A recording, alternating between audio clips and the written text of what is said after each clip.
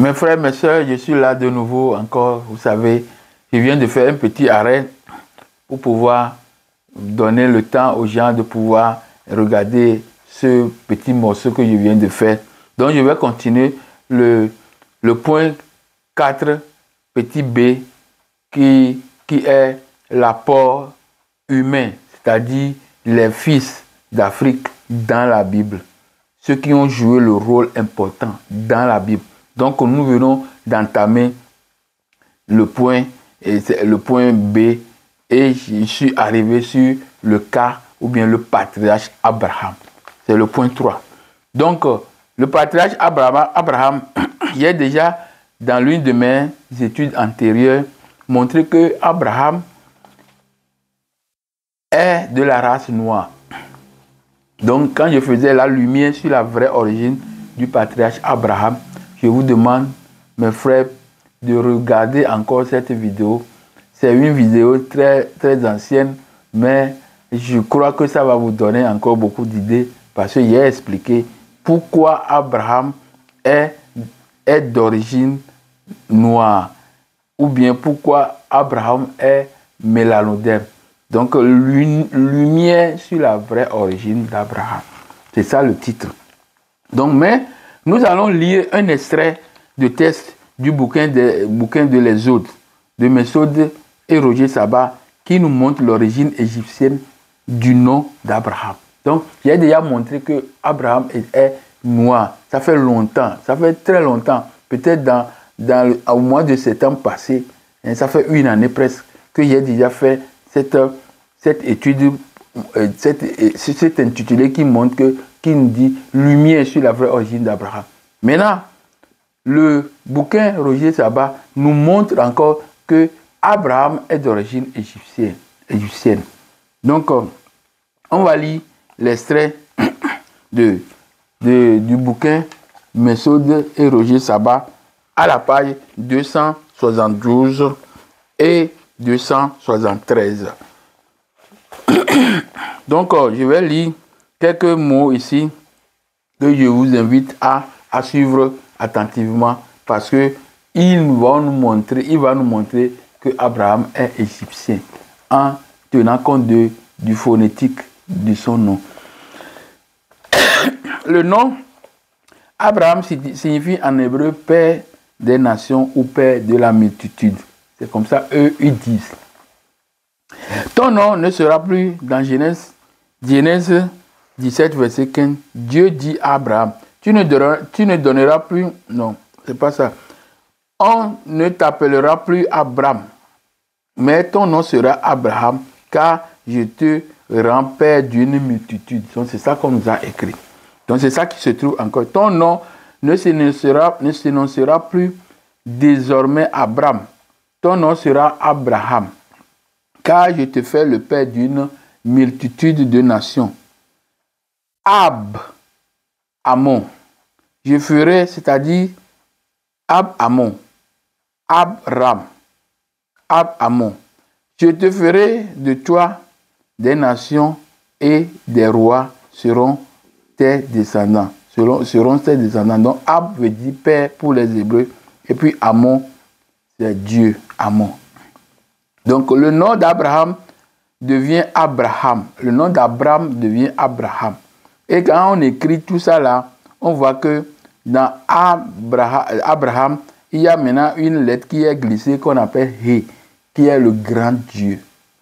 He veut dire grand Dieu. Donc le nom de Dieu est aussi He. Donc He aussi est le nom de Dieu. Le nom d'Abraham se divise en Ab, signifiant le père, l'autorité, la dignité, celui qui est au-dessus, et Raham, qui se décompose en deux mots. Ra, avec H à la fin, rappelle le grand Dieu Ra, dans le nouveau nom d'Abraham. Donc dans le nouveau nom d'Abraham, maintenant on a le grand Dieu Ra, qui est He, signifiant peuple, non, et dans le grand nom Dieu d'Abraham. Donc le son phonétique Ra apparaît clairement. Donc quand on écrit, c'est parce que je dois vous montrer les Écritures. Parce que quand on écrit, vous allez voir ce qui est arrivé. Comme on écrit en français, on voit, pareillement en hébreu, en tout ça là, vous allez voir, en égyptien aussi, on voit comment les choses sont arrivées. Donc, maintenant, Ham signifie peuple, c'est-à-dire Hem, Ham, Kam, Ham, Hem. Donc, tout ça, c'est encore le peuple. Signifiant peuple est une contraction du mot Amon. Parce qu'on dit que Dieu créa l'homme à son image. Donc, si Dieu est Amon, donc il créa l'homme à son image, l'image d'Amon. Donc, signifiant peuple est une contraction du mot Amon, cité plus haut. Ra et Amon. Ra et Amon sont des rappels du premier nom d'Akhenaton, Amenhotep 4. Donc, quand on dit Ab, Ab, ça veut dire dignité, le Père. Ra, Dieu Ra. Ab, Ra, Amon. Et Hem est encore Amon, parce que Dieu créa l'homme à son image. Amon. Ham veut dire encore Amon. Puisque le mot, le H qui est dans Ham, c'est He, c'est le Dieu. Et Am qui est à côté de Ham, c'est Amon. Donc ça fait Hamon, Dieu Amon, le grand Dieu Amon. Ham, le noir, Kam. Voilà. D'après John Adams Wilson, a-t-on été nommé Ré ou Ra, le Père qui est venu dans le disque solaire. Donc, moi, je vous ai déjà élu ça. Donc, quand même, ce que je voudrais vous dire encore, c'est que Ab est encore appelé en égyptien cœur. Ib est encore appelé cœur. Parce que chez les musulmans, on dit Ibrahim. Ib, Ab. C'est encore le nom, ça veut dire cœur en égyptien. Ra. Ra avec H à la fin, ça veut dire Ra, Dieu Ra. Donc, Ibrahim. Ibrahim. Ibraham. Vous voyez? Donc, Ib, c'est le cœur. Ra, le Dieu Ra. Et puis Hem. Ham. Amon. Dieu Amon. Le noir. Vous voyez? Donc, Abraham est typiquement égyptien. Le nom Abraham est typiquement égyptien. Ce que moi j'ai montré un an passé, que Abraham, la race, lumière sur l'origine, lumière sur la vraie origine d'Abraham, que j'ai conclu que Abraham est de la race noire. Donc, ici, on nous montre encore que Abraham est égyptien. Et un égyptien, c'est un enfant de Cam. Il est noir. Donc, d'après l'explication que je vous ai donnée, Abraham est d'origine égyptienne. Je continue. Sarah. Sarah, dans Genèse 17, verset 15, Dieu dit à Abraham, « Tu ne donneras plus à Sarai, ta femme, le nom de Sarah. » Tu ne donneras plus à Sarah, ta femme, le nom de Sarah. Mais son nom sera Sarah. Son nom sera Sarah. Au lieu de Sarai, ton nom sera Sarah maintenant. Donc, comment on écrit Sarah? D'abord, le premier, c'est Sarai. Sar, ça veut dire dignité, princesse. Et Aï veut dire Pharaon Aï, Seigneur Aï. Donc, on a mis Sarai. Ça veut dire princesse d'Aï, de Pharaon Aï, du Dieu Pharaon Aï. C'est pourquoi on a dit aussi Adonai, Adon Aï, Seigneur Aï. Vous comprenez? Donc, Sarah. Sar aussi, c'est fils. Dignité, fils, princesse, tout ça là. Donc, Sarai est devenue Sarah. Sarai est devenue Sarah. Donc, comment on écrit Sarah ici? C'est S-A-R-A. Ou bien on met aussi quelquefois H à la fin. Donc, ça veut dire fils de, en égyptien, Ça veut dire fils. Sarah veut dire fils de Ra, fille de Ra. Donc le nom de Sarah qui était d'abord Sarai, dignité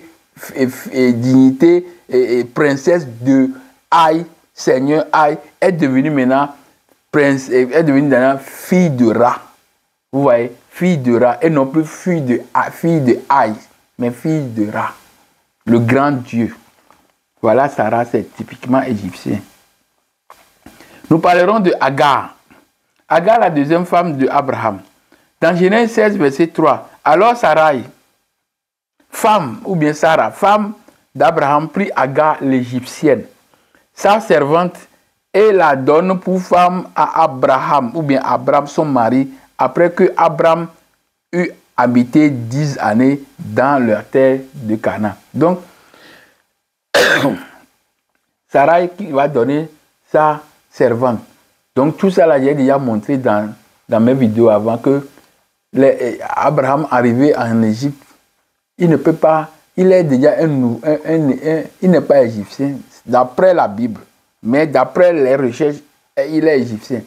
Donc d'après la Bible, s'il arrive en tant qu'étranger, il ne peut pas prendre une fille d'Égypte comme esclave, non.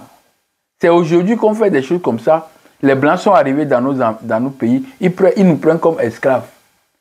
Ce sont des choses qu'on a glissées comme ça. Parce qu'eux, ils doivent prendre les Égyptiens, les Noirs, esclaves. C'est dans leurs idées. Vous voyez? Et c'est ça qu'ils ont véhiculé tout le long des années, des millénaires jusqu'à aujourd'hui où je vous parle. C'est l'idée là qui est là, dans leur tête. Esclave, noir et esclave. Donc, alors que si l'Égypte était puissante dans le temps là, comment un étranger va prendre un Égyptien pour devenir un esclave pour lui? Non, c'est pas possible. Moi-même ici, en Belgique, donc je vais prendre des Belges comme esclaves, c'est pas possible. Vous voyez? Tous ces choses-là, ils ont fait ça seulement pour le noir, pour que le noir soit esclave dans leur tête même. Et dans leur esprit, c'était comme ça, c'est comme ça. Ça ne change pas. Donc, Genèse 21, verset 20 à 21, Dieu fut avec l'enfant qui grandit, habita dans le désert et devient un tireur à l'arc. Il habita dans le désert de Paran. Et sa mère lui prit une femme du pays d'Égypte. Donc, l'enfant qui est né entre Abraham et Agar est appelé Ismaël. C'est l'ensemble des Arabes aujourd'hui. Ces gens qui se disent Arabes, c'est leur ancêtre. Et Abraham est égyptien. Agar est égyptienne. L'enfant qui est sorti est égyptien parce que la maman a donné une femme égyptienne encore à son enfant qui est déjà noir. Donc, l'enfant qui va sortir de ces gens-là, on les connaît, c'est dans la Bible, j'ai déjà fait ça, sont aussi des noirs. Vous comprenez? Ce sont des acteurs de la Bible, ça. Ce sont des noirs. Donc, le désert de Paran, c'est encore le désert, le désert Horeb, c'est encore le désert Sinaï.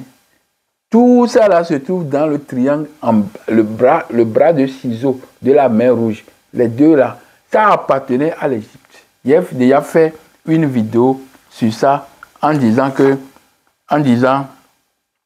Sinaï, je ne sais pas où même j'ai encore mis ce message-ci. Je dois regarder la face cachée du Sinaï, l'origine emblématique de tous les auteurs du monothéisme. J'ai fait ça et j'ai fait aussi Sinaï dévoile ses secrets. Donc il faut regarder les vidéos, ces vidéos, parce que c'est important. J'ai fait véhiculer des messages dedans qui vont vous permettre de comprendre ce que je suis en train de dire. Ça fait une année déjà. Donc, je continue. Je finis avec Agar. Je vais continuer avec le nom de Jacob. Oui, c'est important. Je vais continuer avec le nom de Jacob. Jacob est le petit-fils d'Abraham. C'est le petit-fils d'Abraham, Jacob, qu'on peut scinder aussi comme Yakobo. Dans le Lingala, on dit Yakobo. Ya veut dire grand frère, grand sœur. Et Kobo veut dire noir. Kobo veut dire noir. Donc, déjà, dans les choses africaines, dans les langues africaines, dans l'intelligence africaine, déjà Jacobo est déjà noir. Ça, c'est une petite parenthèse. Donc, le nom de Jacob devient Israël. Donc, ce nom qui est devenu Israël, à la suite de quoi? À la suite de sa lutte avec Dieu. Genèse 32, versets 27 et 28, il lui dit, c'est Dieu qui lui dit, ou bien quelqu'un, il a lutté avec quelqu'un, après on a dit que c'est Dieu. Donc, il lui dit, quel est ton nom? Il répondit Jacob. Il lui dit, ton nom ne sera plus Jacob, mais tu seras appelé Israël, car tu as lutté avec Dieu et avec les hommes et tu as été vainqueur. Donc, on lui donne une suprématie. Il a lutté même avec Dieu. Il est vainqueur. C'est impossible. Ça, c'est de l'abomination. On ne peut pas faire sortir un texte comme ça dans la Bible. Et on dit que c'est cette Bible-là qu'on doit mettre sous nos oreilles et on va dormir bien. Vous voyez que les gens sont endoctrinés. Ils sont malades. Des choses qu'on dit, quelqu'un a lutté avec Dieu. Et puis il est vainqueur. Est-ce que vous pensez que c'est normal? Donc Israël, comment on va écrire Israël? Israël qui est retrouvé sur la pierre ou bien sur la stèle de Meremta. Israël, là, ça veut dire Is-Sa-Ra-El. C'est comme ça qu'on a écrit sur la pierre. Et ce nom-là a une signification. Et on a bien défini ça sur la pierre. C'est parce qu'il voulait toujours forcer pour dire que c'est eux. Sinon, en réalité, la définition même est là, sur la pierre. Il ne veut pas donner ça. Vous voyez, c'est une conspiration contre l'Afrique. Parce que toutes ces choses-là appartenaient à l'Afrique. Donc, on a dit, l'Égyptien, en égyptien, on dit A-I veut dire Aïe. Aïe, le Seigneur Aïe, que vous avez toujours entendu, Aton Aïe, Adonai. C'est pourquoi il a dit que Yahvé est différent de Adonai. Yahweh est égal à Allah, mais il est différent de Adonai. Il est différent aussi de Elohim. Tout ça là, c'est différent. Mais ils ont mis tout dans un seul panier pour nous dire que c'est une seule chose. Tout ça là, c'est faux. Moi, je vous dis ça. Ce n'est pas moi seulement, c'est les textes qui disent ça. Vous voyez? Donc, on va revenir sur ces choses-là pour éclairer encore après. Adonai est différent de Elohim, est différent de Yahvé, est différent de Allah. Vous voyez? Donc, tout ça, ça fera partie d'un message encore qu'on doit faire pour expliquer. Donc, je continue. Donc, Aïe, Is, Aïe, sa fils, et puis Ra, Dieu, et puis El, le nom du Dieu suprême de Canaan, qu'on appelle El. Quand il est le suprême, c'est encore Amon. Parce que les Cananéens sont des Égyptiens. On a seulement dit Canaan, mais il n'y a pas un nom spécifique. Ce sont seulement les Égyptiens qui habitaient aussi ces endroits. Il y a des étrangers là-bas, les Asiates, les Amous, il y a beaucoup d'étrangers là-bas, mais cet endroit est contrôlé par l'Égypte antique. Et pour contrôler quelqu'un, il faut qu'il y ait des gens là-bas pour contrôler. Donc les Égyptiens étaient aussi là-bas pour contrôler ces gens-là, pour contrôler cette zone. Donc, Aïe, fils du Dieu Ra, c'est ça qu'on a écrit. Aïe, fils du Dieu Ra. Parce que les gens qui ont quitté Égypte, c'est sous l'Égypte de Aïe qu'ils sont partis en Égypte. Donc, comme c'est le pharaon là qui les a fait sortir, son nom est collé à leur nom. Vous voyez, son nom est collé à leur nom. Donc, Aïe, fils de Ra, Dieu Ra. C'est lui qui est. Ce sont ces gens-là qui sont partis là-bas. C'est le nom qu'il les a donné. Et quand ils faisaient des bruits, ils faisaient des actions. Donc les endroits là ont écrit au pharaon qui est sur le pouvoir. On lui a dit que voilà les gens là que Aïe fils de Ra a envoyé là-bas. Ces gens là nous font des tortures énormes ici. Venez les chasser. Donc Meremta est parti pour les éradiquer. C'est là-bas qu'ils ont fui. Et la Syrie les a récupérés. Et quand il les a récupérés, il les a mis dans le camp de déportation.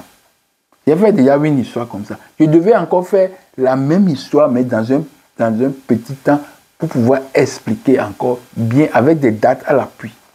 Donc vous allez comprendre.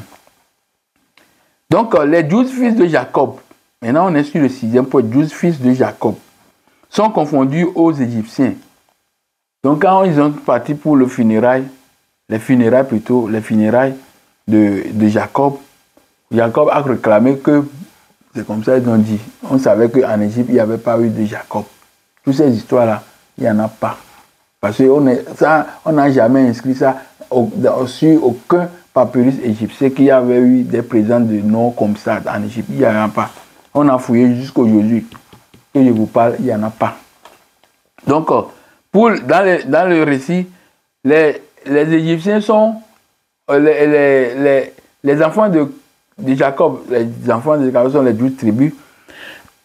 Quand ils sont arrivés à Canaan, sur la terre de Canaan, dans l'air de Macpéla, dans l'air d'Aktad, pour enterrer leur papa, les gens là les ont vus, ils ont dit, ah, il y a un deuil plutôt, je m'excuse, un deuil dans le camp des Égyptiens.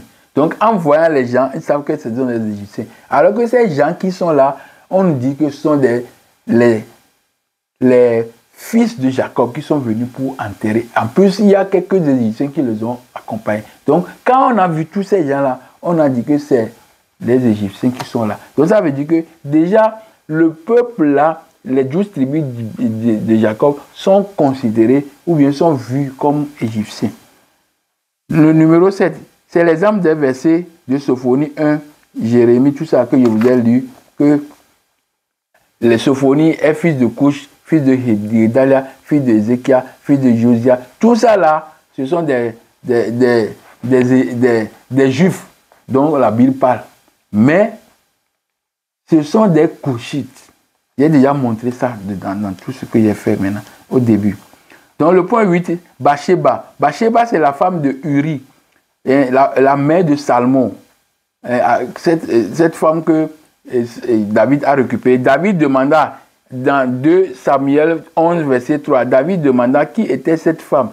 Et on lui dit, n'est-ce pas Bathsheba, fille de Eliam, femme d'Uri, le Héthien.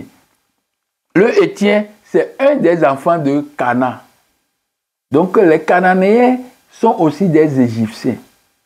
Donc ce sont des enfants de Canaan. Il est frère de Misraïm et frère de Couche. Donc ce sont des Noirs parce que leur père est Cam. Donc le Héthien est un Noir. Donc la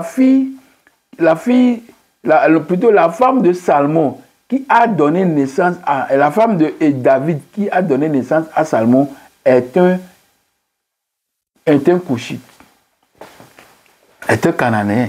Et les Cananéens sont, la plupart de ces zones sont occupées par des Couchites. J'ai déjà montré ça, parce que c'est Nimrod qui a tout raclé là-bas. Les enfants de Couche sont de l'autre côté et d'ici, et de l'autre, en Afrique et en Arabie, tout ça là. C'est occupé. Donc, il n'y a pas des gens qu'on nous dit qu'ils sont des Juifs, des Hébreux, tout ça. Tous ces gens-là existaient, mais en minorité. Et c'est par après, quand ils ont envahi l'Égypte, que maintenant ils ont fait des récits comme ça, comme ils étaient forts, tout ça là. Donc, le point 9, Moïse, Aaron, Myriam. Moïse, le nom Moïse même, Mosé, c'est un nom typiquement égyptien. Et il est né en Égypte. Il est habité dans le palais plutôt du pharaon. Donc ça veut dire qu'il ne peut pas être un blanc pour habiter, un Locodien pour habiter dans le truc de pharaon. Et il est là pour devenir même, on a dit après la Bible qu'il est là pour devenir, on le prépare pour devenir pharaon. Tout ça là, ce sont des récits, juste pour faire des trucs là. Donc je continue. Mosé, c'est un enfant. Mosé, ça veut dire enfant. En égyptien, c'est enfant. Aaron, Aaron, père A, c'est le périmètre, c'est la région. Donc, On, c'est la ville soleil, la ville de l'Hélopolis, la ville de lumière, On. La ville de On, c'est la ville de... Donc, Aaron, c'est le nom égyptien, typiquement égyptien. Myriam, Méri Amon, Myriam, Méri Amon. Méri carré, c'est l'enfant du pharaon que je vous ai cité avant. Méri carré, Méri Amon, Méri Amon. Aimé d'Amon, c'est un nom typiquement égyptien. Donc, Myriam, Aaron, tout ça là, qui ont accompagné Égypte et qui ont accompagné Moïse, sont des Égyptiens. Vous voyez? Donc, je continue. Séphora, j'ai fait une vidéo la fois dernière pour Séphora. J'ai fait une vidéo pour montrer que Séphora, comment son père, Séphora est éthiopienne et son père est madianite. C'est pas comment ils ont fait ça. Donc, j'ai montré ça. Donc, ici, point 10, Séphora et son père Jéthro, tous sont des Couchites ou Éthiopiens. Vous voyez? Donc, dans Nombre 12, verset 1, que je vous invite à lire, Exode 18, verset 2 à 3, Jéthro qui a amené. Donc, je dois faire ça encore parce que c'est très important. On nous dit que, on ne sait pas si Séphora est. J'ai déjà fait ça dans une vidéo. Si je vous dis d'aller regarder, c'est bon encore. Mais je vais brosser dans 2 minutes. On disait qu'on ne sait pas si Séphora est éthiopien, couche, tout ça, on ne sait pas. Mais on sait que son papa est madianite. Donc si son papa est madianite, comment lui, pour dire qu'il est éthiopien ou couchite, c'est difficile parce que son papa est madianite. Donc ils vont tourner autour, on doit créer un flou autour de Séphora. Mais le flou là n'a pas de valeur, n'est pas fort. Vous voyez, quand on met la lumière même, ça sort. Donc, dans Exode 4, verset 20, Moïse prit sa femme. Quand Moïse a reçu l'appel à 80 ans pour repartir, il a pris sa femme, il a pris la femme et les 2 enfants pour partir en Égypte, pour maintenant faire sortir le peuple. Donc, ça veut dire qu'il a quitté son beau-père, Jéthro, pour aller en Égypte avec sa femme. Parce qu'on a seulement eu connaissance d'une seule femme de Moïse dans la Bible. On n'a pas eu la connaissance de 2 femmes. Donc, s'il veut nous montrer, nous faire créer des doutes, c'est faux. Il n'y a pas de doute là-bas. Vous m'excusez, mes frères, mes soeurs. Donc, il n'y a pas de doute là-bas. Exode 4, verset 20. Il a pris sa femme, les enfants pour aller en Égypte. Donc, il a fait sortir le peuple. Ils sont dans le désert. Ils sont arrivés encore dans le désert. Quand ils sont arrivés dans le désert, Nombre 12, verset 1. Mariam et Aaron parlaient contre Moïse au sujet de la femme couchite ou éthiopienne qu'il avait prise, car il avait pris une femme éthiopienne. Donc, après leur sortie dans le désert, ils ont commencé par faire des choses là. Pourquoi tu as... Maintenant, ils sont déjà presque à côté, dans l'endroit où Madian habite. Madian est là. Donc, Madian aussi, comme on a renvoyé la fille au cours de cette discussion, d'après le récit, la chronologie, donc, on a renvoyé les enfants et la femme.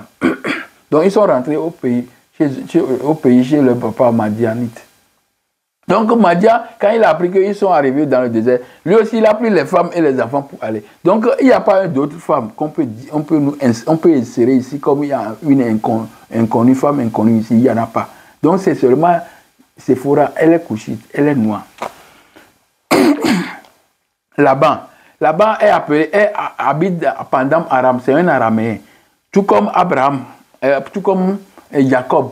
Si Jacob est araméen, Abraham même a envoyé, et Abraham aussi a dit qu'on doit épouser, pour donner la femme à son enfant Isaac, on doit aller à Pandam Aram. Donc, Aram, ils sont venus d'Aram plutôt, pas araméen, ils sont tous venus d'Aram. Donc, Genèse 31, verset 24, mais Dieu apparut la nuit en songe à Laban, l'araméen, et lui dit, garde-toi de parler à Jacob ni en bien ni en mal. Donc, on a précisé ici que Laban est un araméen.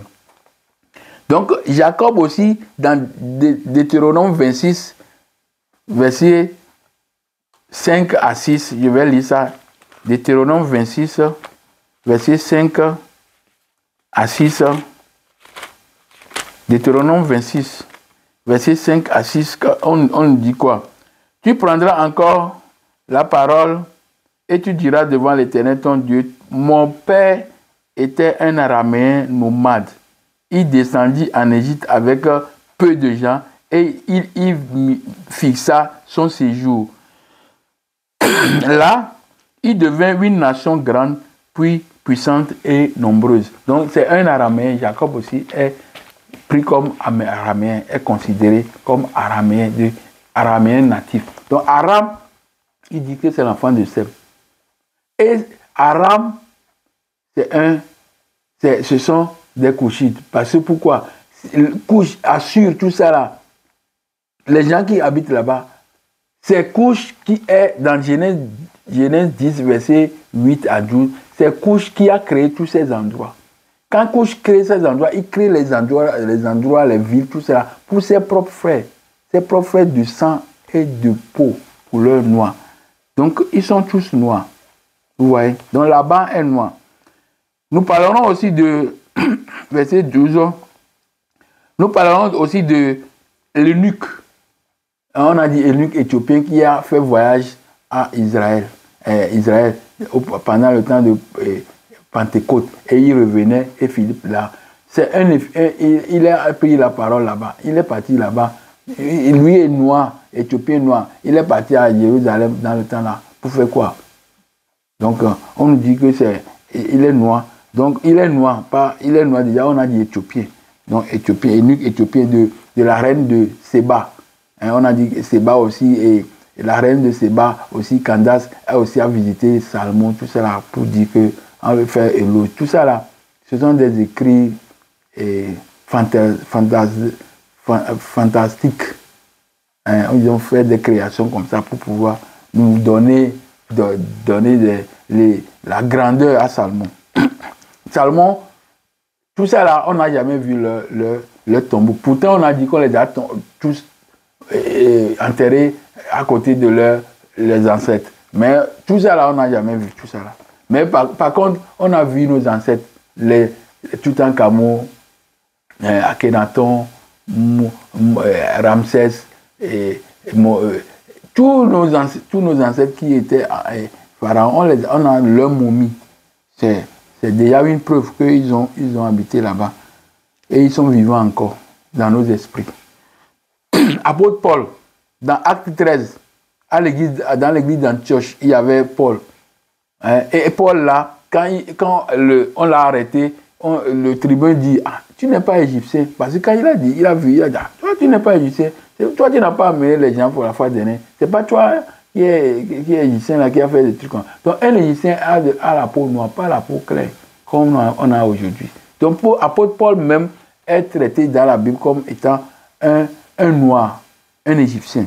Simon de Cyrène, qui a pris la croix avec les Jésus.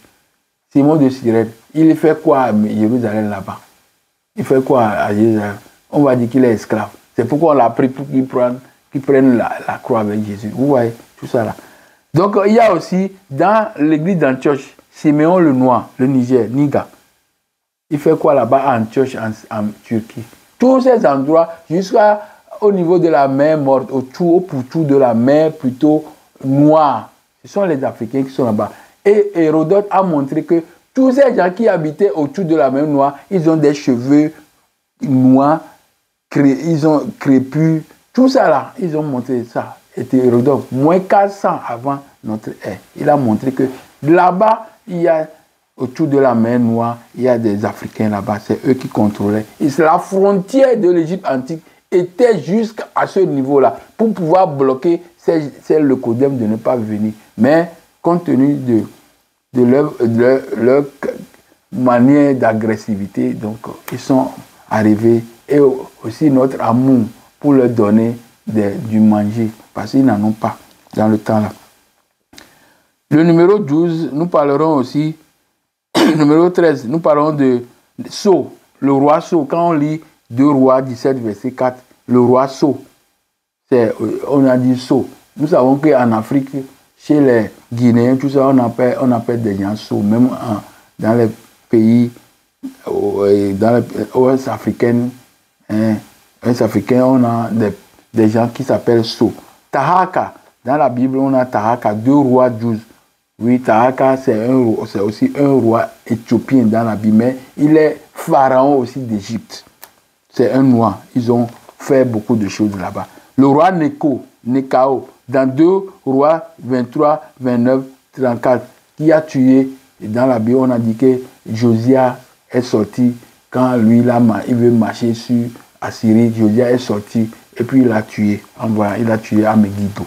Donc tout ça là, ce sont des noirs. Donc la plupart des cas, dans tout ça là, je ne suis pas encore rentré dans le Nouveau Testament. Parce que dans le Nouveau Testament, qu'est-ce qui est arrivé?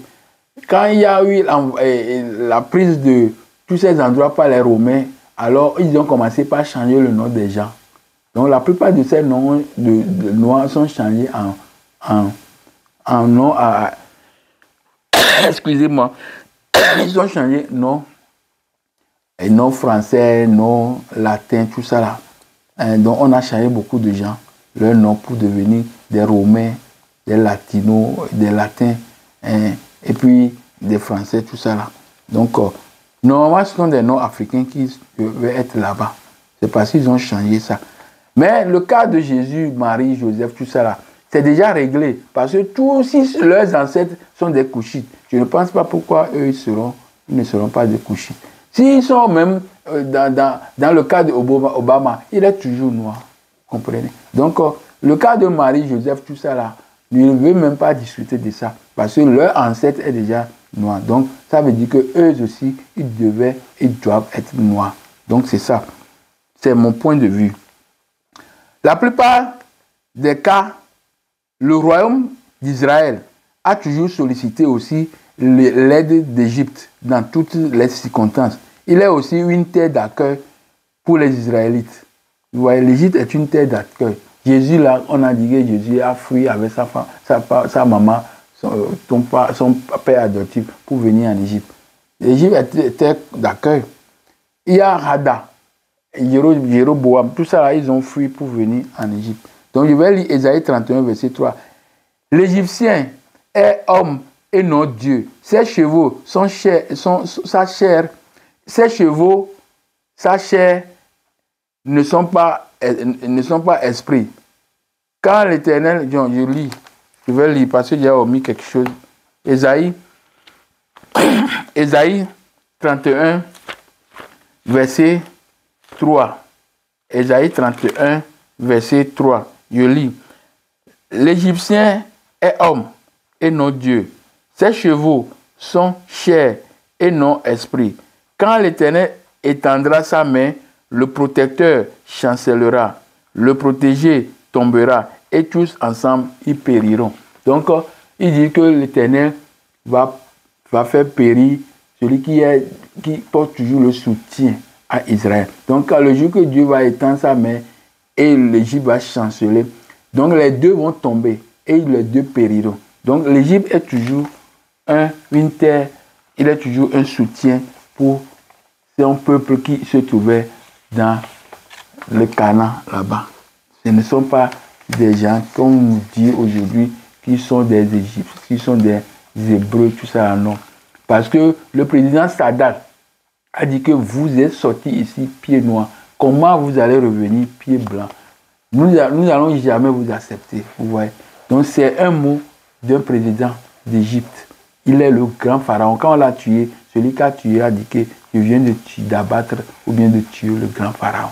Donc, vous devez savoir que ces gens sont des noirs.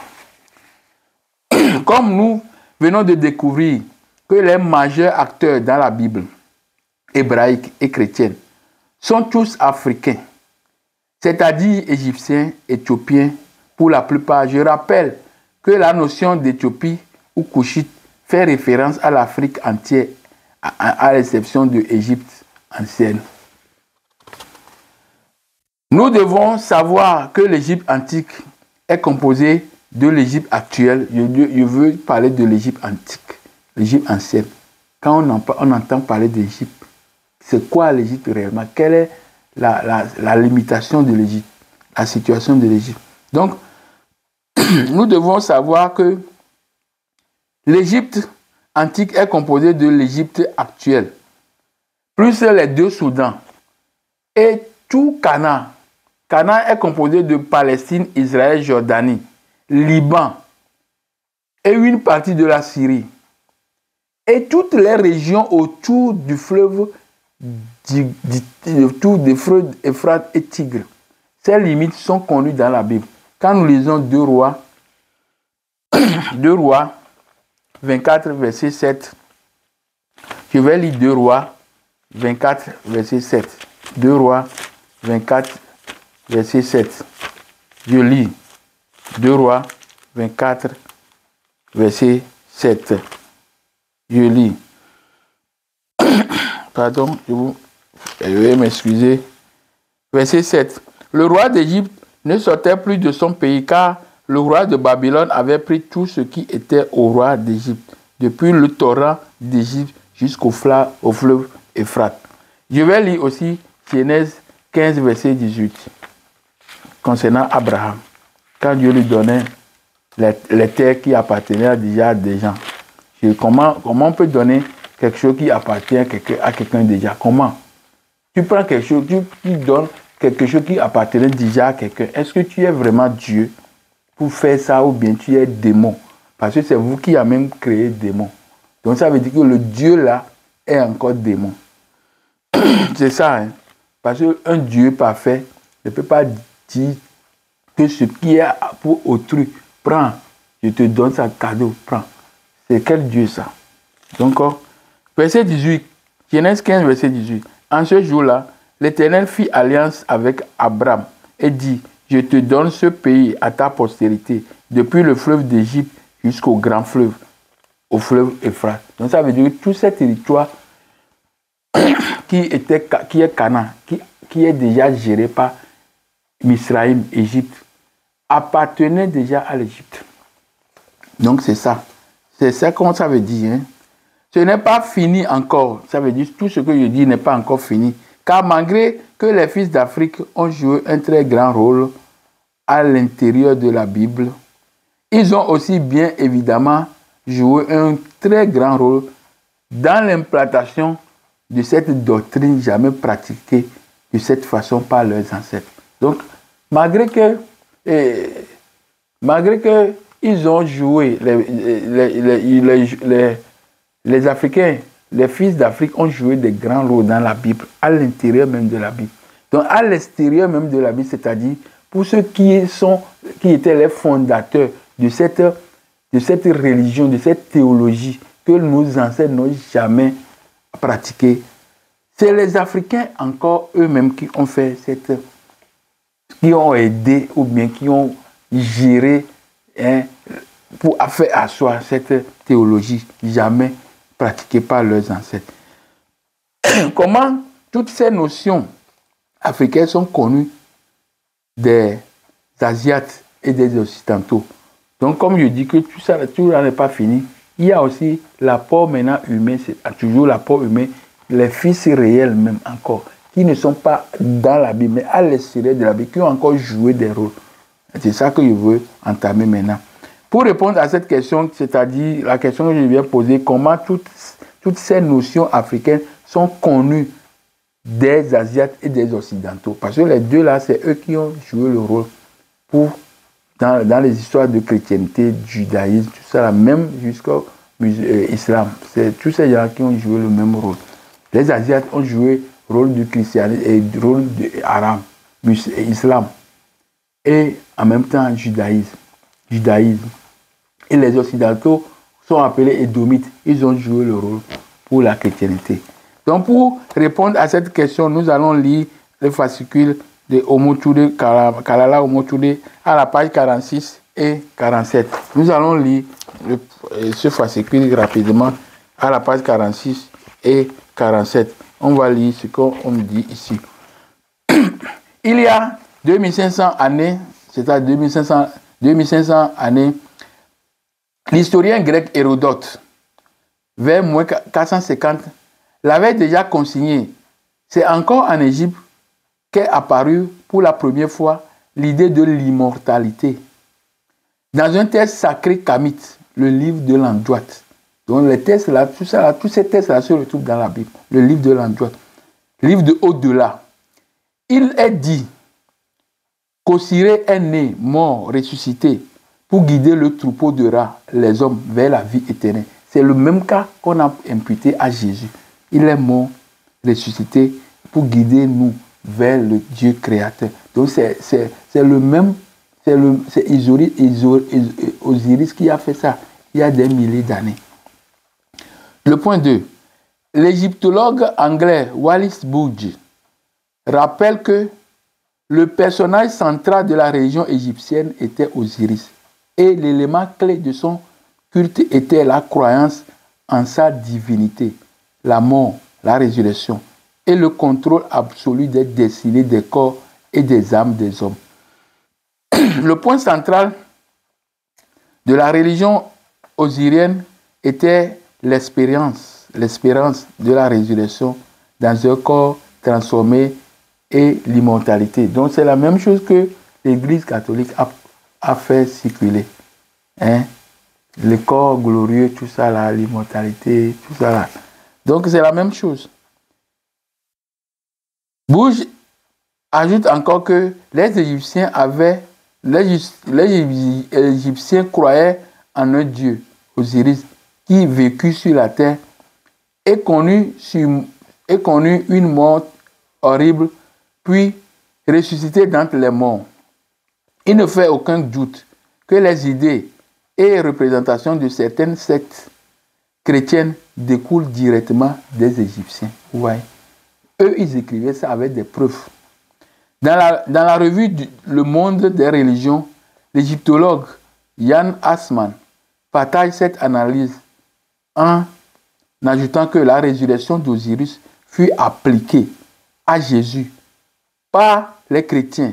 Et il poursuit, l'immortalité signifie être délivré de la mort par une nouvelle vie dans au-delà. Donc je lis encore, je continue.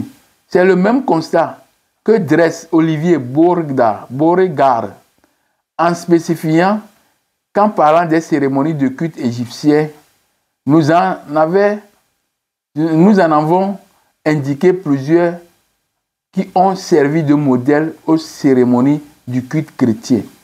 Nous avons pu voir encore qu'après les Égyptiens, les chrétiens ont eu leur solennité de l'annonciation, de la visitation, de la nativité et de l'adoration. Toutes ces choses, toute cette notion-là, ça découle de l'Égypte antique.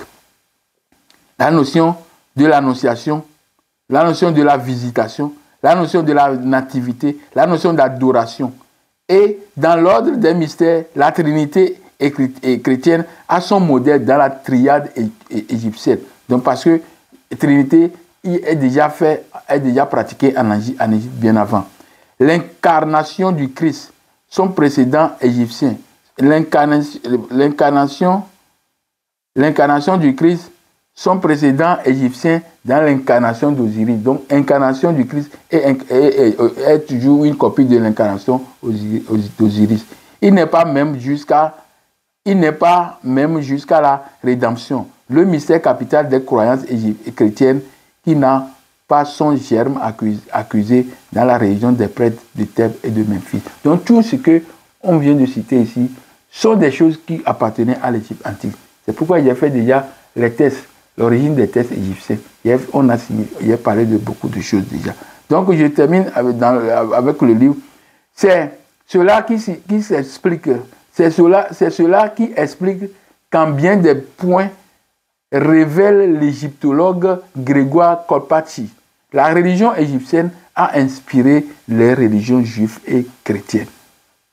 De la Genèse à l'Apocalypse, on y trouve des concepts analogues, la même morale, la même confession, le rituel de purification par ablution et celui du pain et du vin consacré, issus du courant ésotérique osirien.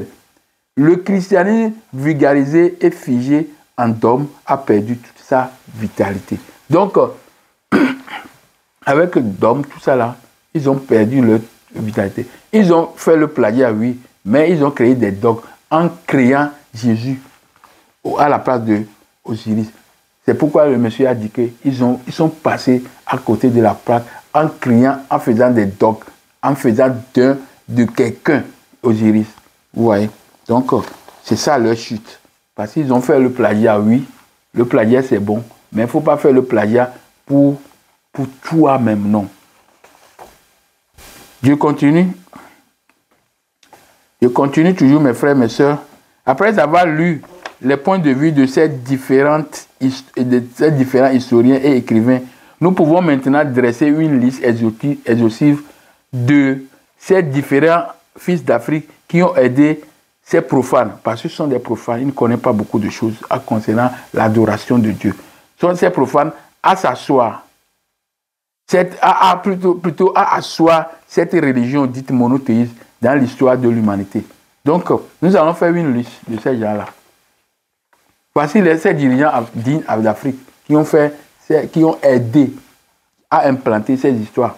On parle de Origène d'Alexandrie, influencé par le néoplatonisme, conçu la relation chrétienne en termes plutôt philosophiques. Il fut condamné par la suite. Je relis. Influencé par le néoplatonisme, conçu la révélation chrétienne en termes philosophiques. Il fut condamné. Nous avons de 2.2 Clément d'Alexandrie. Nous avons Alexandre d'Alexandrie. Nous avons Tertullien d'Alexandrie. C'est un berbère, avocat converti. Nous avons Cyril d'Alexandrie, qui proclame Marie comme mère de Dieu au concile œcuménique de Fès en 431. Nous avons Athanas d'Alexandrie. Nous avons Denise d'Alexandrie. Nous avons Pierre d'Alexandrie. Nous avons Cyprien, évêque d'Alexandrie. Nous avons Saint-Antoine le Grand. Nous avons Saint-Macaire l'Ancien. Nous avons Saint-Maurice à Ganoum. C'est aussi noir, africain. Nous avons Optatus, le Mélévis, évêque en Afrique du Nord. Nous avons Latence, c'est aussi un évêque. Nous avons Monica, la mère d'Augustin, est aussi africaine. Nous avons les premiers papes qui ont vu le jour dans le système là pour asseoir la religion chrétienne. Nous avons le premier pape que le nom n'est pas cité, c'est aussi noir. Nous avons le deuxième pape, nous avons Saint Victor. Saint Victor, il est pape, il est noir. Nous avons pape Melchaïd, sous le nom de Meltiade. Il est martyr chrétien africain, on l'a tué après. Nous avons le pape Gelasius, ou bien Gélas Ier. Il est aussi pape africain.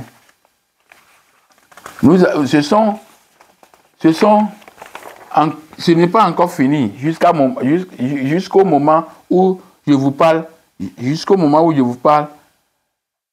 Pouvons-nous dire combien d'évêques, les cardinaux africains, qui contribuent à gérer la protection ou assurer cet endoctrinement de nos frères africains et du monde entier. Donc il y a toujours, jusqu'à aujourd'hui, des Africains qui jouent le rôle. Ils sont toujours là. La plupart des rôles sont joués par les Africains. Toute la vie de cette religion est gérée de fond en comble par les Africains, hardis, sans savoir qu'ils contribuent à assassiner leurs propres ancêtres. Et ils continuent dans l'ignorance à rejeter leurs propres ancêtres, à rejeter en bloc tous les us et coutumes de leurs ancêtres. Toute la vie quotidienne, toutes les pratiques que faisaient par nos ancêtres, les propres Africains ont tout rejeté. Et ils ont pris à la place de ces trucs-là, ils ont pris les trucs, les coutumes des Occidentaux. Alors que ça-là est vraiment en connivence, est diamétralement opposé à notre système. Donc, toutes ces choses-là ne peuvent jamais arriver à mettre l'Afrique debout. C'est le jour que nous serons debout en faisant une scission directe, une coupure, une rupture totale avec ces administrations religieuses. C'est en ce temps-là que l'Afrique doit voir, ou bien va commencer par voir la lumière. Parce qu'il sera maintenant dans ses propres paradigmes, pas dans les paradigmes européens ou bien asiatiques, tout ça là, arabique, tout ça là.